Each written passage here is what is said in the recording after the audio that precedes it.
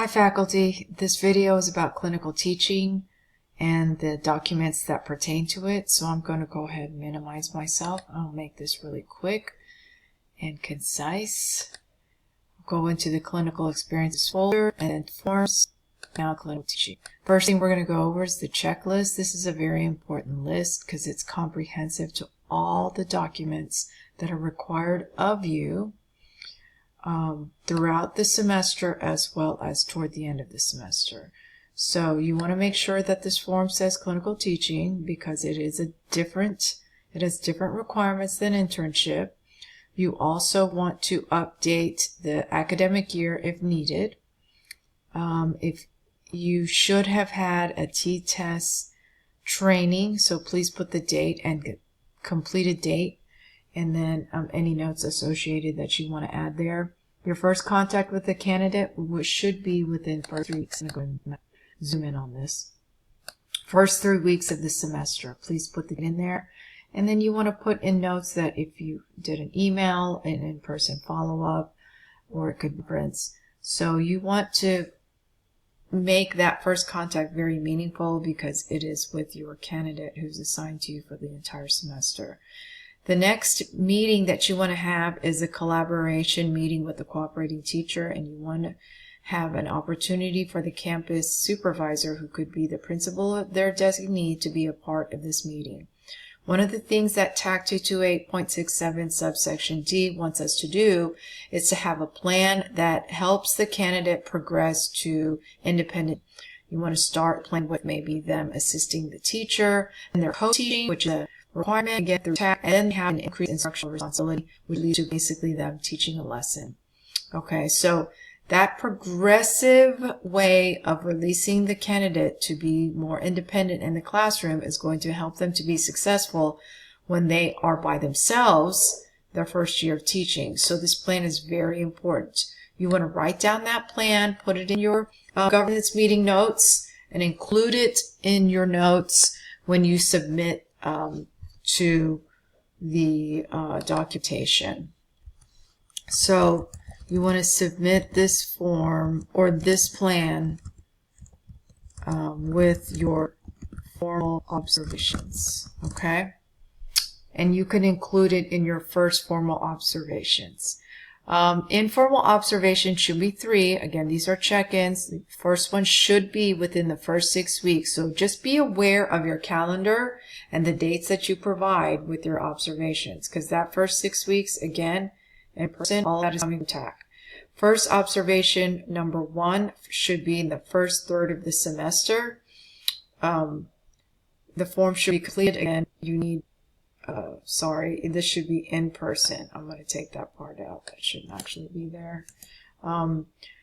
We don't have a mechanism now to do virtual observations, so you've got to be able to do all of your formal observations in person. In clinical teaching experience, you need 4 of them. The first 2 should be in the first half of the semester, and the last 2 should be in the last half of the semester. You could use spring break as kind of your marker of what's the first half and what's the second half. Remember, on the master calendar, I had 2 and 3 due at the same time. So the end of March, you should have completed formal observation 2 and 3. It's really important to keep up with the documentation because you don't want it to pile up. That is why we have all of those due dates. When it piles up, it starts to get very stressful when you have to submit all of these forms all at once. It's really important to just get the forms in as you complete observation. And you're just electronically submitting them through Teams. And then you need to request document feedback from your cooperating teacher. They should fill out that form.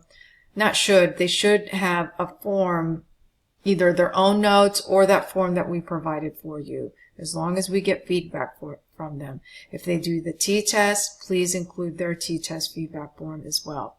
Any notes that you make during governance meetings or collaboration meetings, write those down and include them in your documentation as well. That documentation is so vital that it helps determine if there is an issue with their progression, with the candidate's progression throughout the semester. You've got documentation that shows that the student is not moving to that proficiency level when it comes to their practices as well as on those T-tests forms and observation evaluations.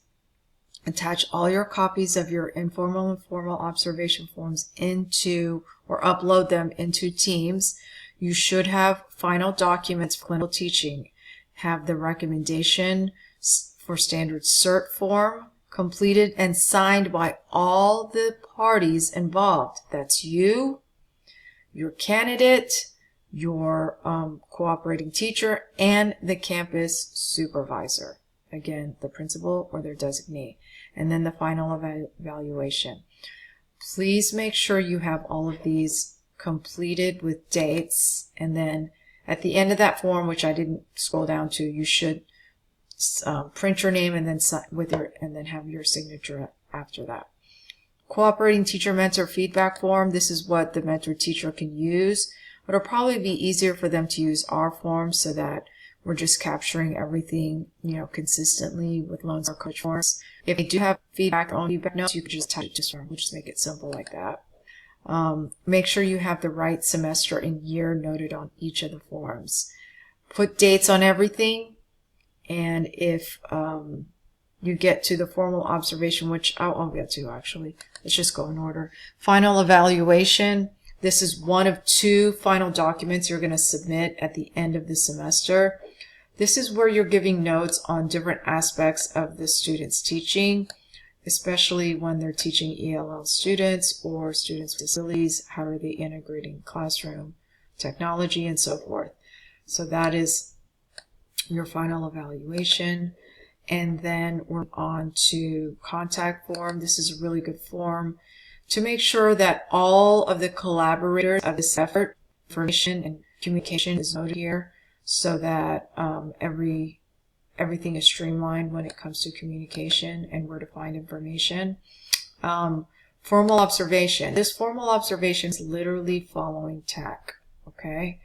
From the timestamps, please make sure it's 45 minutes in length. That is a requirement.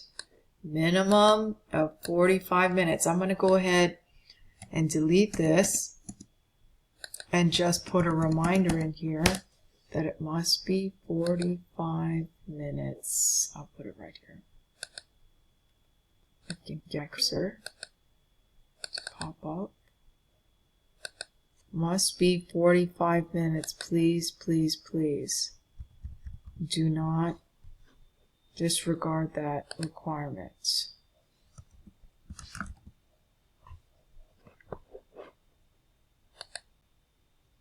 Okay, so it should be 45 minutes. Okay, so put the date and then put the time on here. Date and time.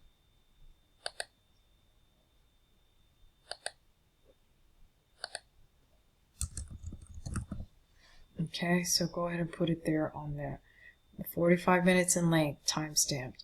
Put the number, which number of observation that you're doing. You're obviously doing clinical teaching. You should have a required 4, okay, on here in person. So you've got pre-observation. You want to have some just a meeting right before your observation notes, and then a post-observation. Your post-observation can be virtual. So if you want to leave after the observation, schedule a time to have that post-observation. It needs to be within 72 hours.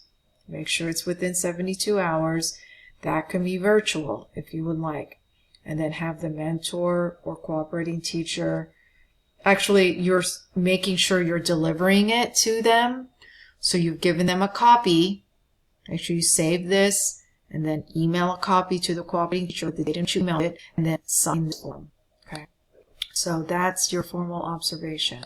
Informal observation, just, basically it is not as overall or encompassing as the formal observation is, but there are still pre-conference notes and a check-in basically for your observation, and then a post-observation. This is a check-in. It doesn't need to be extended amount of time like your formal observation. You may want to just micro observe, like maybe you just want to observe a segment of their lesson. That could be an informal observation. Making formal observations throughout the semester will ensure that you have a good, at least 4 recorded, okay, documented. The principal letter is what I discussed with you all during the department meeting.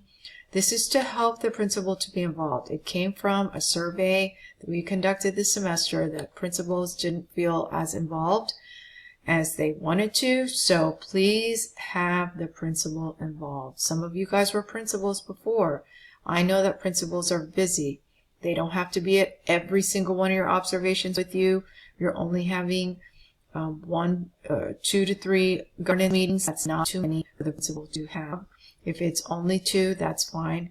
Whatever opportunity you can have to get the principal involved, that would be nice, because this is supposed to be a collaborative effort amongst 3 people involved. You as the field supervisor, the mentor or cooperating teacher, and obviously the campus supervisor, principal. Recommendation for standard cert. This is basically your final documentation, and you are either recommending them for standard cert or you're not recommending them and they're not able to, complete successfully. So there should be a lot of documentation on that if that is the case.